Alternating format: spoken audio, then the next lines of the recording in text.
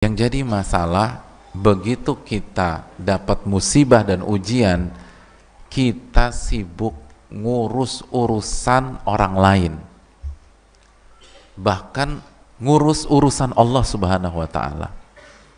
Gak usah sibuk urus urusan kita, kerjakan kewajiban dan jauhi larangan. Dan tugas yang harus pertama kali kita wujudkan adalah mentauhidkan Allah Subhanahu wa Ta'ala, mewujudkan dan mengejawantahkan la ilaha illallah. Itulah yang dijelaskan Al-Imam Ibnul Qayyim. Beliau mengatakan bahwa kunci terurainya berbagai masalah dan ujian adalah kalimat tauhid la ilaha illallah. Oleh karena itu, banyak doa-doa tentang mengurai masalah, di dalamnya ada kalimat tauhid. Contoh paling sederhana, doanya Nabi Yunus. Apa doanya Nabi Yunus? La ilaha illa anta subhanaka inni kuntu minadh dhalimin. Itu doanya. Tidak ada zat yang berhak diibadai kecuali Engkau.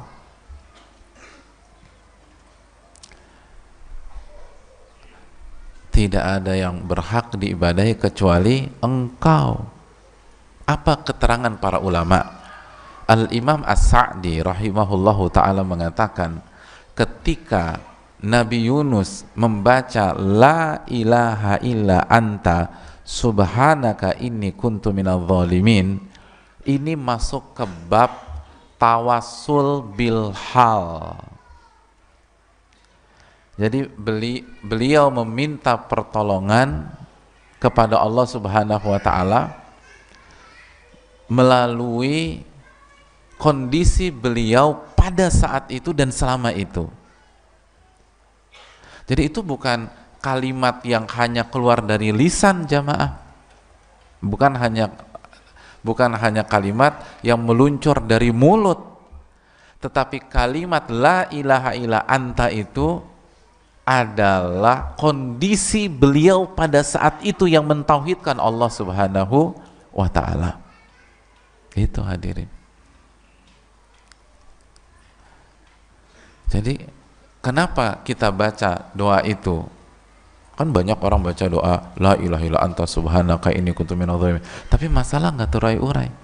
Nabi Yunus baca sekali aja keluar tuh dari perut ikan sampai ke daratan, karena kita mengucapkan doa itu hanya dengan lisan. Tapi Nabi Yunus, doa itu beliau baca menunjukkan kondisi real beliau pada saat itu, yang menunaikan tugas-tugas beliau sebagai seorang hamba yang hanya beribadah kepada Allah. Itu hadirin. Jadi urus tugas dan urusan kita. Berarti begitu ada masalah, cek kembali ibadah-ibadah kita. Sudah ikhlas atau belum? Sudah beribadah hanya kepada Allah atau belum? Sudah khusyuk atau belum?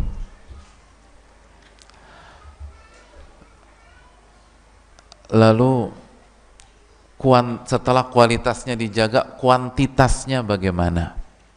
Dijaga nggak tuh salat-salat wajib, lalu salat-salat sunnah?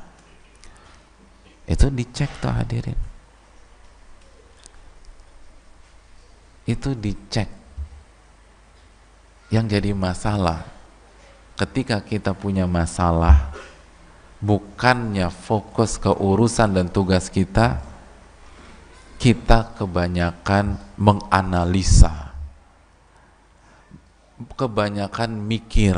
Makanya banyak orang punya masalah kan kebanyakan bengong hadirin. Ketika ditanya kok ngelamun, lagi mikir. Padahal Allah berfirman dalam surat At-Talaq ayat 2 dan 3, "Wa man yattaqillah yaj'al lahu makhraja wa yarzuqhu min haitsu la yahtasib." Barang siapa yang bertakwa kepada Allah, apa itu arti takwa hadirin? Secara simpel Hasan Al-Basri mengatakan takwa itu menjalankan perintah, menjauhi larangan, jalanin tugas, inti takwa itu. Jadi barang siapa yang bertakwa menjalankan tugasnya sebagai seorang hamba, maka Allah akan berikan solusi dari setiap masalahnya, jalan keluar, masalahnya akan diurai, dan Allah akan berikan rizki buat dia dari arah apa? Dari arah yang tidak pernah dia sangka-sangka, dari arah yang tidak pernah ia pikirkan sebelumnya, dari arah yang tidak pernah ia duga-duga sebelumnya. Jadi Allah kasih janji bagi orang, bagi hambanya yang menjalankan tugas, yang menjaga tauhidnya, yang menjaga la ilaha illallah, yang hidupnya inna salati wa nusuki wa mahyaya wa mamati lillahi rabbil alamin, maka Allah akan kasih apa? Solusi rizki dari arah yang tidak ia pikirkan sebelumnya. Kalau demikian ayatnya, kenapa justru kita begitu banyak masalah, justru kebanyakan mikir? Padahal ayatnya jelas, solusinya dari arah yang Anda tidak pikirkan. Kenapa Anda jadi banyak mikir? Kan kebalik hadirin. Kecuali kalau barang siapa yang bertakwa, Allah akan kasih solusi dan rizki dari arah yang dia pikirkan selama ini. Banyakin mikir deh tuh, banyakin mikir terus kerjaannya. Ini kan ayatnya dari arah yang dia nggak pikirkan. Kenapa jadi banyak mikir?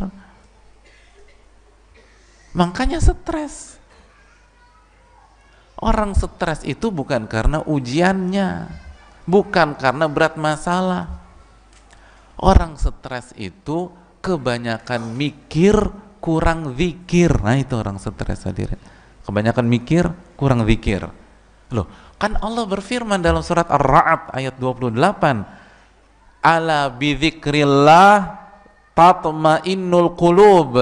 Ketahuilah dengan berzikir dan mengingat Allah, hati jadi apa? Stres. Tenang. Jadi harusnya ingat Allahnya dibanyakin. Bertakwa, ingat Allah, tenang. Pernah nggak coba tanya deh orang yang banyak bengong gitu ya, yang banyak ngelamun, tanya sama dia, kenapa melamun bu, gitu loh. Pasti habis ngapain? Mikir gitu. Ketika suami di PHK, biasanya yang stres siapa? Istri, Masya Allah. Biasa aja jawabnya, jangan kayak curhat begitu. Istri Pak Ustadz, istri. Kayaknya dalam banget jawabnya.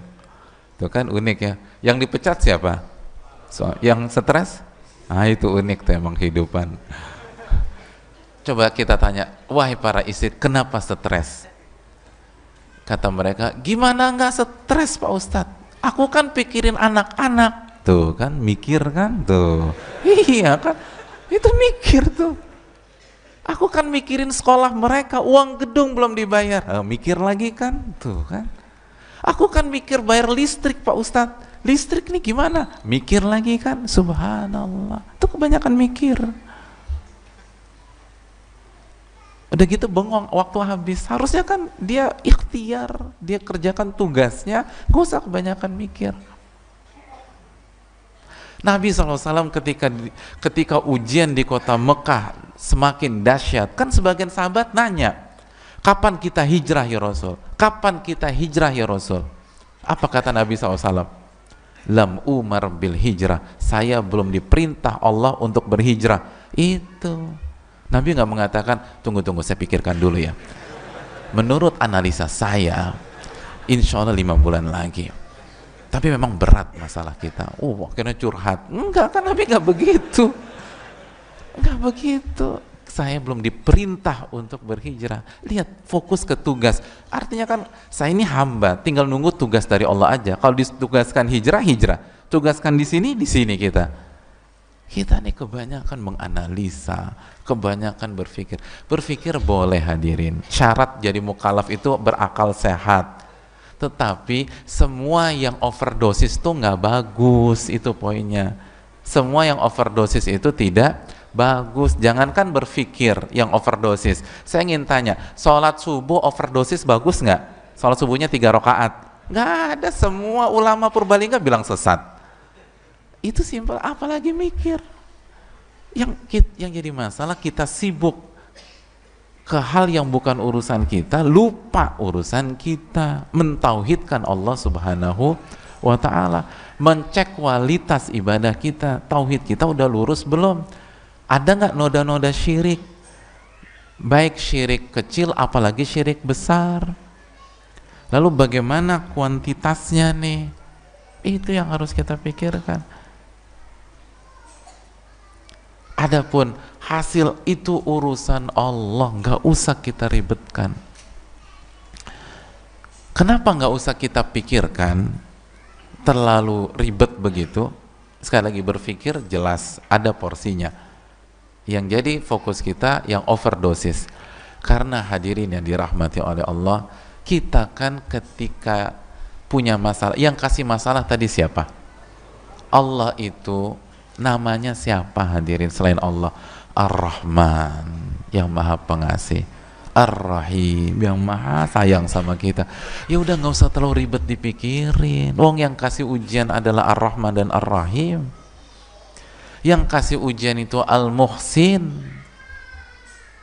Nggak usah terlalu dipikirkan.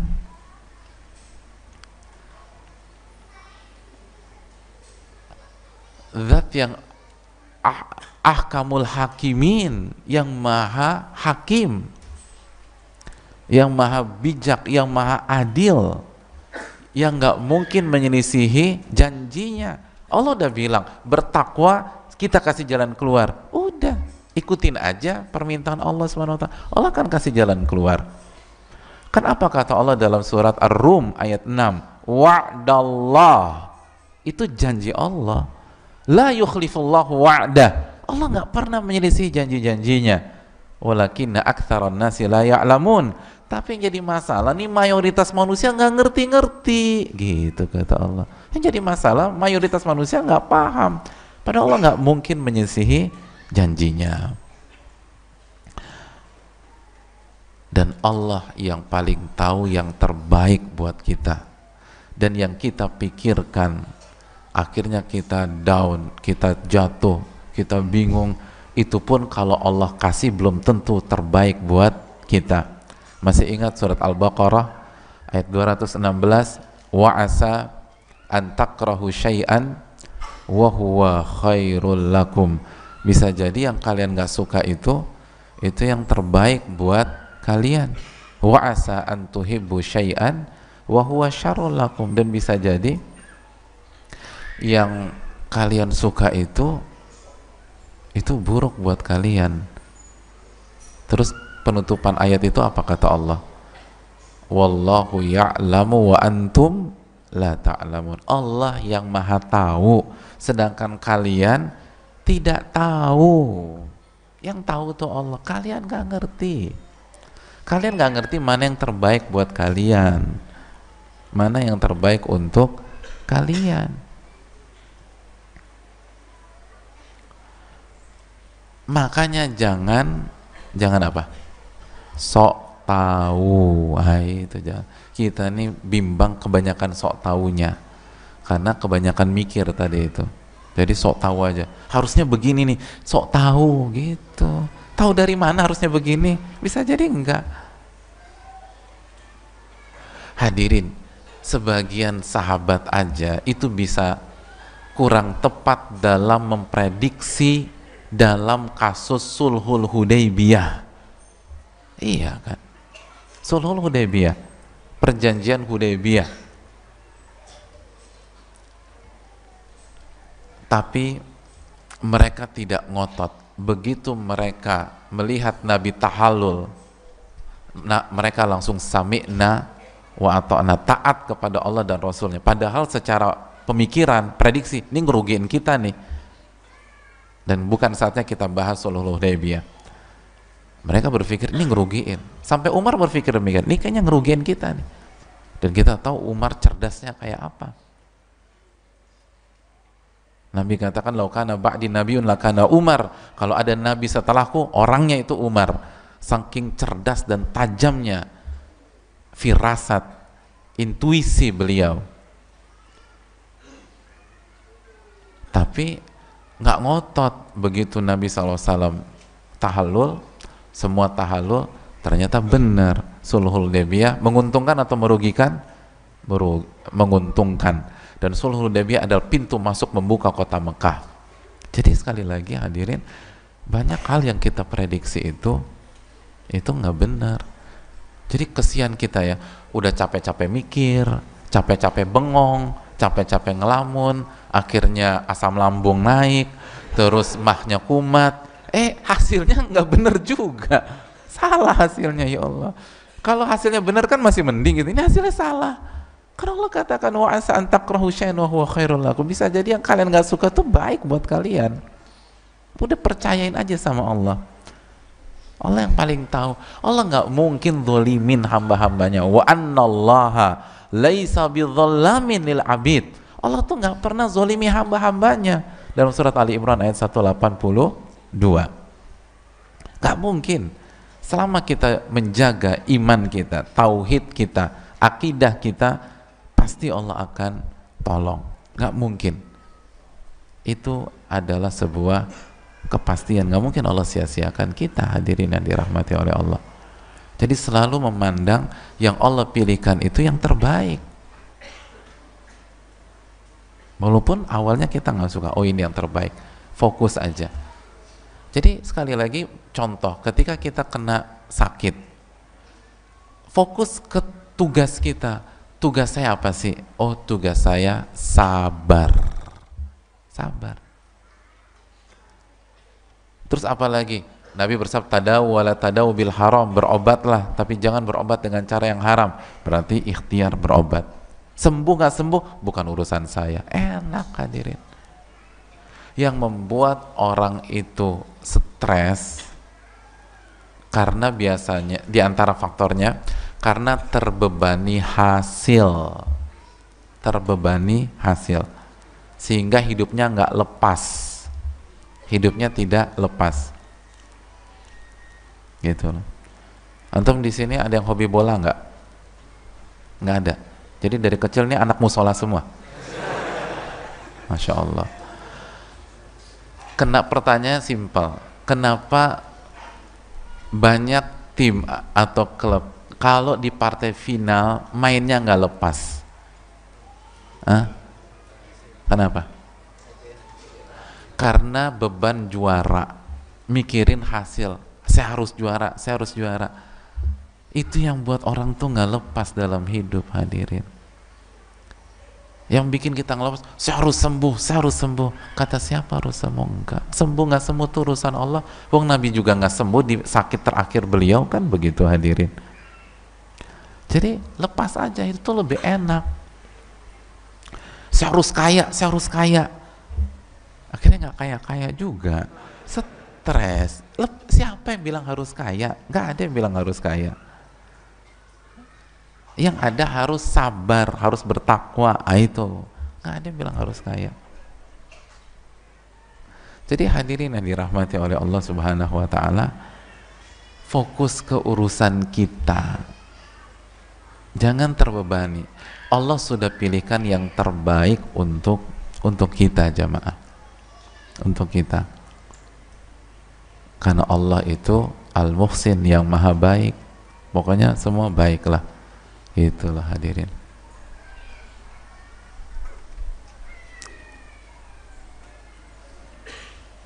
Dan belum tentu sakit itu lebih buruk daripada sehat, hadirin. Apalagi kalau kita pakai kacamata akhirat, belum tentu. Belum tentu. Banyak maksiat itu pas orang sakit atau pas lagi sehat? Sehat gitu loh, pas lagi sehat. Begitu kan hadirin, gitu loh. Itu yang perlu kita camkan. Ada preman stasiun preman terminal di sini, begitu kena cacar air, kira-kira beroperasi nggak dia? Nggak beroperasi tuh. Hari itu tuh dia nggak maksiat karena dia sakit, masya Allah. Coba kalau dia sehat, dia beroperasi, antum dipalak sama dia, gitu loh. Kenapa? Kok si abang itu nggak ada cacar air? Oh, masya Allah. Jadi hadirin yang dirahmati oleh Allah Subhanahu Wa Taala, belum tentu itu sehat lebih baik, belum tentu. Belum tentu hadirin yang Allah muliakan. Bisa jadi justru sakit. Tapi yang terpenting adalah bagaimana kita jalankan tugas kita ketika sakit dan bagaimana kita jalankan tugas kita ketika sehat. Itu aja udah. Adapun hasil serahkan sama Allah Subhanahu wa Ta'ala. Pasti Allah akan urai di waktu yang tepat. Di waktu yang tepat.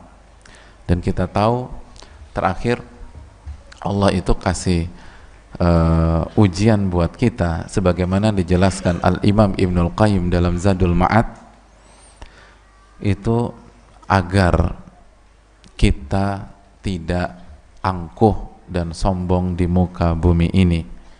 Jadi musibah dan masalah itu, kata beliau, adwiyah, obat agar kita sujud kepada Allah, agar kita tunduk kepada Allah, agar kita mengingat Allah Subhanahu wa Ta'ala, agar kita tadarru kepada Allah Subhanahu wa Ta'ala. Kan begitu hadirin yang dirahmati oleh Allah Subhanahu wa Ta'ala. Itulah yang Allah firmankan dalam surat Al-An'am ayat 42. Allah katakan, walaqad arsalna ila umamin, dan kami telah utus kepada umat-umat sebelum engkau, min qablika, fa akhadnahum bil ba'sa'i wad dharra, dan kita kasih musibah, kesulitan dan rasa sakit. Agar apa? La'allahum yatadarraun, agar mereka tadarru kepada Allah, agar mereka tunduk kepada Allah, agar mereka kembali ke tugas-tugas mereka, agar mereka kembali sujud kepada Allah. Itu poinnya hadirin.